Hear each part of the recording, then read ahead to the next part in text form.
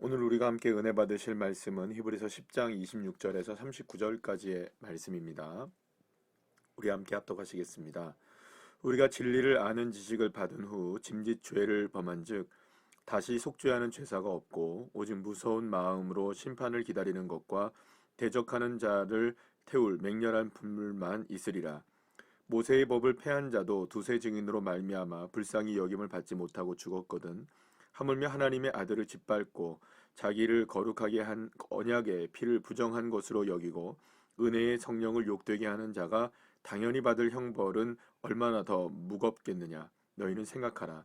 원수 갚는 것이 내게 있으니 내가 갚으리라 하시고 또다시 주께서 그의 백성을 심판하리라 말씀하신 것을 우리가 아노니 살아계신 하나님의 손에 빠져 들어가는 것이 무서울진저 전날에 너희가 빛을 받은 후에 고난의 큰 싸움을 견디어낸 것을 생각하라.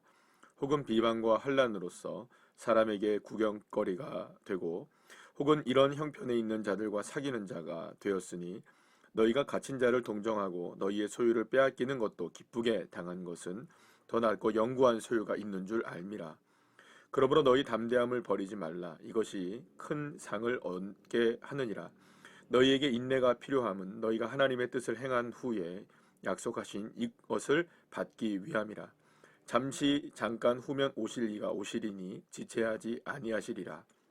나의 의인은 믿음으로 말미암아 살리라. 또한 뒤로 물러가면 내 마음이 크게 그를 기뻐하지 아니하리라 하셨느니라.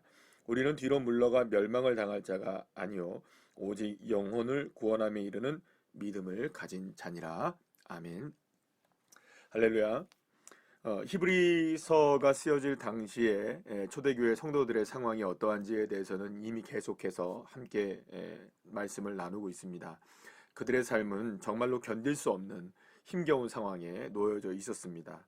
오늘도 이제 본문의 말씀에 보게 되면 32절부터 34절까지의 말씀을 보게 되면 이런 말씀이 나와 있죠.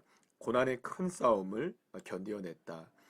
그리고 33절에는 비방과 환난으로서 사람들에게 구경거리가 되기도 했고 또 이러한 형편에 있는 사람들과 같은 처지에 있기도 했었습니다. 그리고 또 갇혀 있기도 했었습니다. 소유를 빼앗기도 했습니다. 빼앗기기도 했습니다. 그러니까 이런 상황 가운데 여러분들 우리가 만약에 누군가가 처해 있다면 그 사람의 인생이 얼마나 처절한 상황 가운데 놓여 있다고 우리가 생각하지 않을 수가 없지 않겠습니까? 실제로 지금 그 이스라엘과 하마스 간의 전쟁에서 이런 전쟁의 그 상황 가운데 많은 민간인들이 피해를 보게 되는 그런 상황들을 보게 되죠. 우크라이나 전쟁도 마찬가지고요. 그런 상황 속에서 엄청난 엄청난 그 힘겨운 상황 가운데 있는 사람들, 그런 사람들의 모습을 보면 너무나 좀 마음이 좀 무겁기도 합니다. 일전에 그 하마스 지역이니까 지금 가자 지역에 있었던 그 공습을 받아서 어떤 어린 아이 하나가 병원에 이제 왔습니다.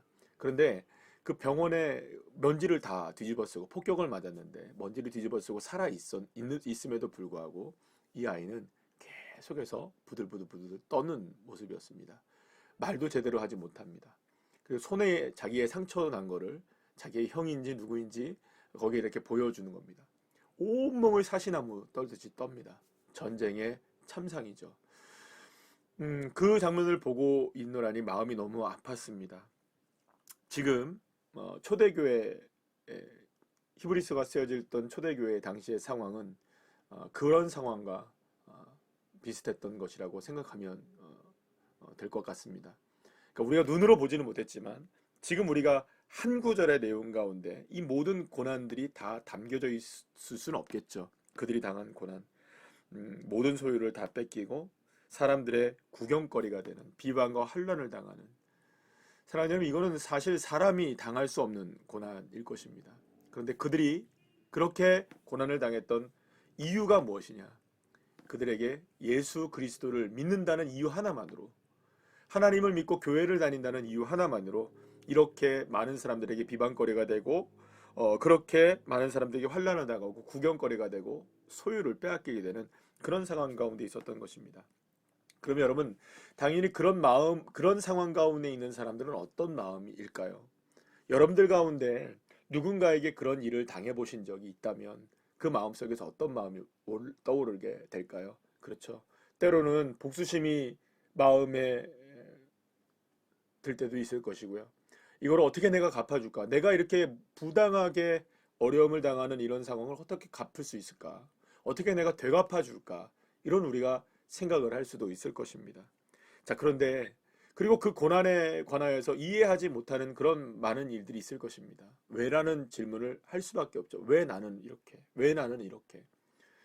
그러니까 어, 그 사실 이제 탈북하신 분들의 그런 그 간증들을 이렇게 들어보게 되면은 북한에서의 그 삶이 얼마나 어려웠던 삶이라는 것을 이야기하게 되면 우리가 그분들이 이야기하는 그런 얘기를 하지 않습니까? 우리가 동정을 받는 것 같아 그런 얘기하기 싫다. 근데 여러분 그런 얘기를 듣고 있노라면 그들이 마음속에서 어떤 생각을 하고 있을까라는 가늠할 수조차 없는 그런 모습들을 우리가 알게 됩니다. 과연 어떤 마음을 품고 있을까? 과연 그들에게 우리가 쉽게 원수를 사랑하라는 말을 한다는 것 자체가 참 어려운 그런 상황이지 않겠습니까?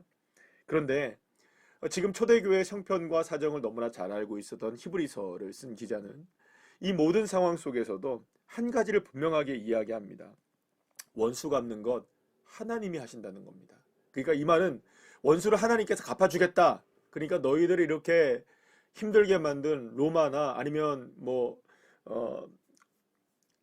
유대인들이나 여러 가지 이제 유대교의 유대인들이나 이런 사람들에 대하여서 하나님이 그들을 다 갚아줄 거다. 원수 갚을 테니까 원수 갚아줄 거다. 그러면 그 원수라는 건 어떤 의미, 원수 갚음에 대한 의미는 어떤 것일까요?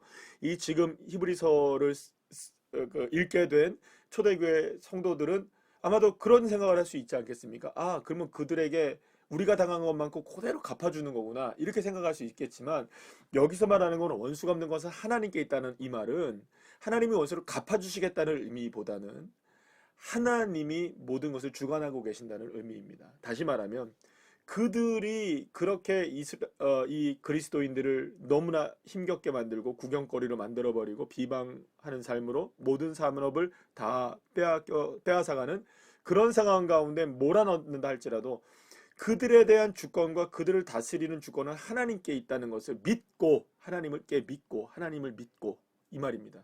그러니까 하나님이 갚아주시겠다는 말은 하나님이 내가 너희들 당한 것만큼 그들에게 똑같이 갚아줄게 이런 의미 단순하게 그렇게 이에는 이 눈에는 눈 이 이야기를 하는 것이 아니라 하나님이 그들을 다스리고 계신다. 그러니까 그걸 믿어라라는 것입니다.